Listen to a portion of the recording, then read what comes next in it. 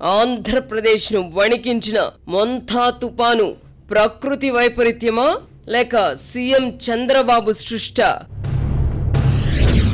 చంద్రబాబు సృష్టించిన మొంతా తుఫాన్ నుంచి ప్రజల్ని కాపాడిన ఒక్క మగాడు జగనేనట. నిజమేనా? బెంగళూరు ప్యాలెస్ నుంచి వచ్చి ఏపీ తుఫానుపై జగన్ చేసిన వింత వ్యాఖ్యల వెనుకున్న వ్యాధి ఏమిటి? నార్సిస్టిక్ డిజార్డర్ కారణంగానే జగన్ తాను తోపని, తనకు తిరుగులేదని ఊహాలోకంలో విహరిస్తుంటారా? అధికారం చలాయించిన 5 ఏళ్లు సీఎం సర్ అంటూ బోర్డులు తగిలించుకోవడం జగన్ పిచ్చికి పరాకాష్ట కాదా?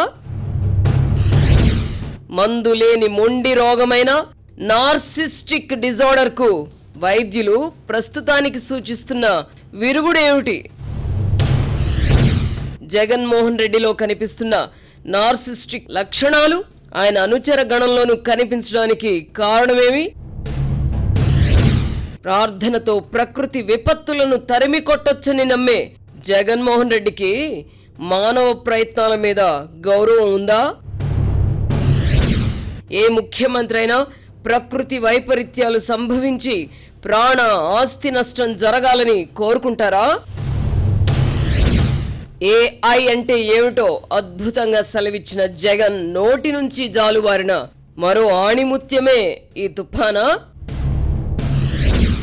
సంక్షోభాలను అనుకూలంగా మార్చుకునే క్రమంలో చంద్రబాబు అవసరానికి మించి అతి చేస్తూ ఉంటారా? హుద్హుద్ మొదలుకొని మొంతా తుఫాను దాకా చంద్రబాబు అతి వల్ల ఏపీకి జరిగింది లాభమా నష్టమా? తండ్రి వయస్సు కంటే తానే మెరుగైన నాయకుడనని భావించే జగన్ చంద్రబాబు చేసే మంచిని గుర్తిస్తారా?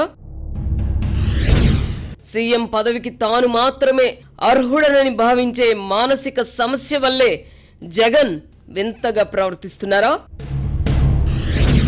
నిన్నటిదాకా కాపుల్ని, కమ్మవారిని వేటాడి వేధించిన జగన్ ఇప్పుడు వారి మధ్య చిచ్చు పెట్టే పనిలో ఉన్నారా? వర్తమాన రాజకీయ పరిణామాలపై ఆర్కే మార్క్ సునిశిత విశ్లేషణ.